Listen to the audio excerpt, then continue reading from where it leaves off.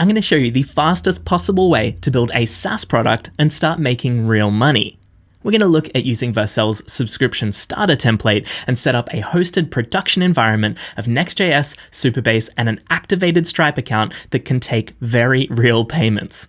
Let's get into it. So here I have the Stripe subscription starter, which is from Vercel's template gallery, and there's a list of steps that we'll step through most of during this video, but we're going to start by clicking this deploy button. So this is going to fork this repo to either your GitHub, GitLab, or Bitbucket account. I'm going to choose GitHub. I may already have a project with this name, so I'm going to call mine subscription starter demo. You can call it whatever you'd like. We could leave this one as private, but people are probably going to want access to at least my demo, so I'm going to make a public repository and click create. And now we need to add the Supabase integration. So this is going to install the integration in one of our organizations. I'm going to choose examples and say install integration. And now this is stepping through creating a new Supabase project. I'm going to call mine subscription starter demo. I'm going to generate a new secure password. Make sure you copy and paste that to a password manager because we'll need this one again shortly. The region should be geographically close to the majority of your users. I'm the only user, so I'm going to select Sydney. And then we want to leave this create sample tables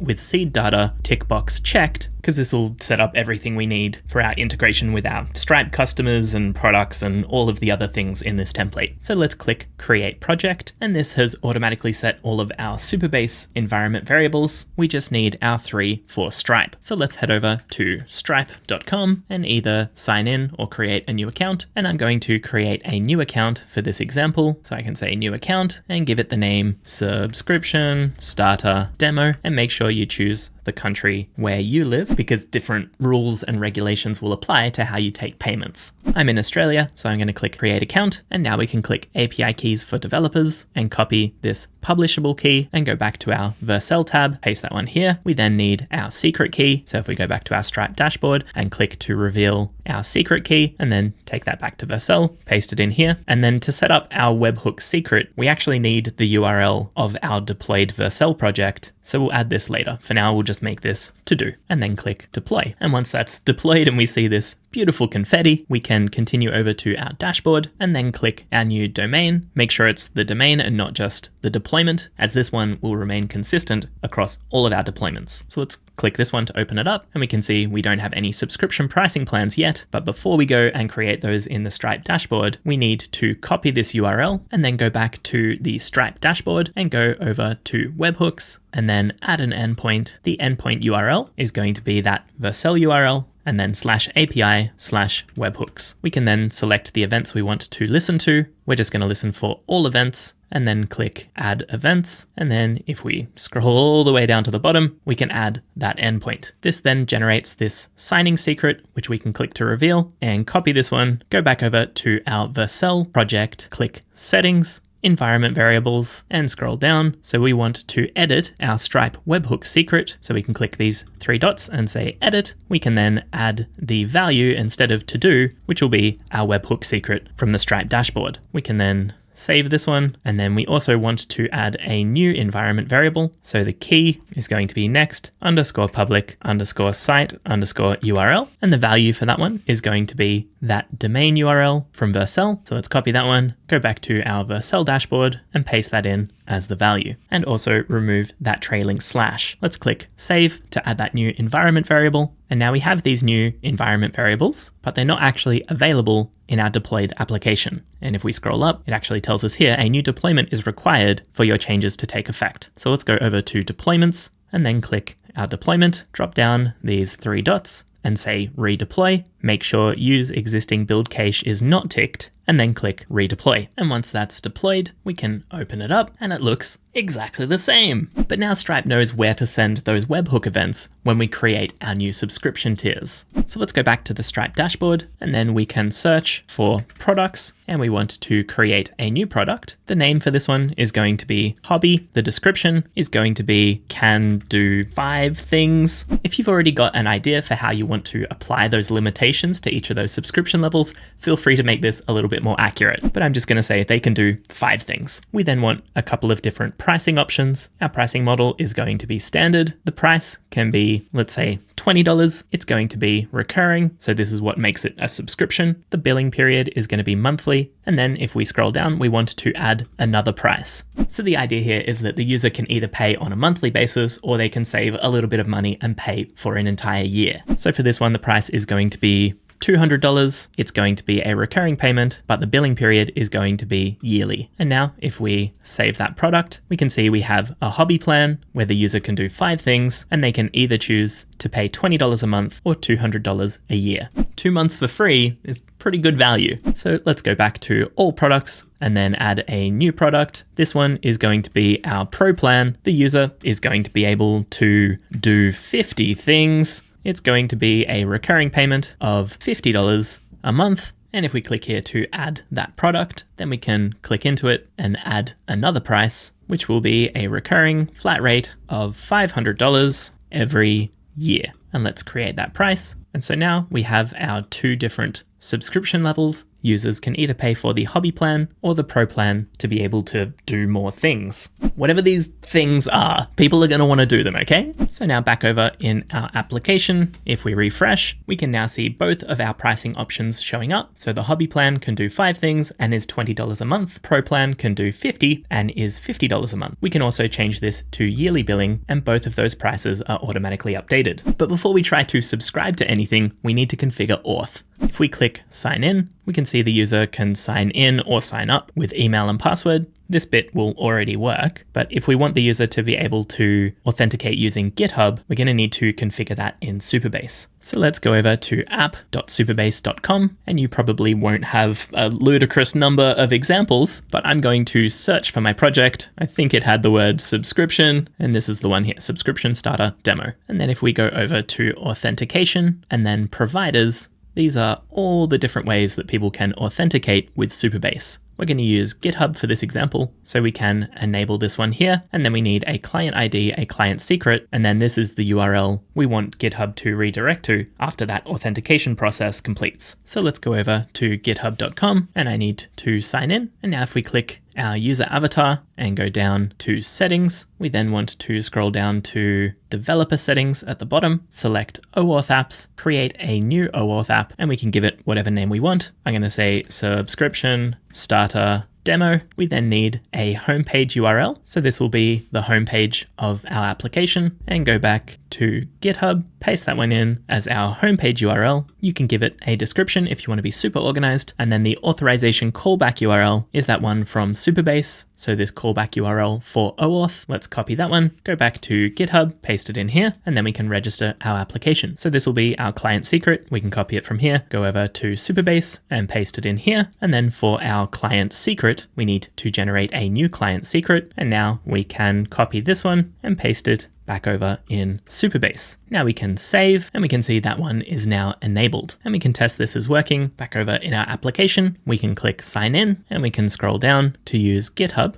to authenticate, and you can customize this in your OAuth app in GitHub, but I'm just going to authorize this one, and now I get this error because there's one thing I forgot to do. So if we go back to the Supabase dashboard, and again under authentication and URL configuration, we need to set our site URL to be that Vercel domain. So we can get that from our Vercel dashboard. We could just click this one to open it up and then copy this URL and maybe close these other ones so it doesn't confuse me later. So this is that one that failed before, and back over in our Supabase dashboard, we want to paste that as our site URL. So let's click save and then go back to our application and click sign in, scroll down to use GitHub, and then we see this new account page, which gives us all the information about our current plan, the name that's been pulled from GitHub, and also the email address. So if we go over to pricing, we can test out that subscription flow. So we can subscribe to the hobby plan, and this will redirect us to the Stripe UI. We can use their test card, which is just all 4 twos. We can also use that for the month and year, and also the CVC. So basically just keep typing 42 until it stops asking. accountability. The name can be anything, let's say Jon Meyers, and then the billing address is going to be in Australia. Let's say 123 Fake Street, and there actually is a Fake Street in Oak Lawn in the USA, so let's just use that one, and then we can click subscribe. And you'll see the text has changed to manage rather than subscribe, and we can either click here or go over to our account and click here to open the customer portal. Which we haven't configured yet. Let's do that. So back over in the Stripe dashboard, we can come up here to search and look for customer, and this one under settings, billing, customer portal is what we want. We can then tweak anything that we want the user to be able to do within that portal. So they can see an invoice history, they can update their billing information, they can choose different payment methods for Stripe to remember, they can cancel their subscriptions, and here we can choose whether we want that to be immediately or at the end of the billing period. The end of the billing period is usually pretty standard, especially with monthly billing. It just means you don't refund them any money, they get to keep using the service until the end of whatever they've paid for. And then under subscriptions, we want the user to be able to switch plans, and then we just need to choose any of the plans that we want them to be able to move between. So that's all of our plans. So $500 per year, $50 a month, $200 per year, or $20 per month. You can also choose whether you want to prorate those subscription updates. So if they went from yearly to monthly, do you want to credit them that difference? We'll leave it as invoice immediately, and then under business information, this is just business information.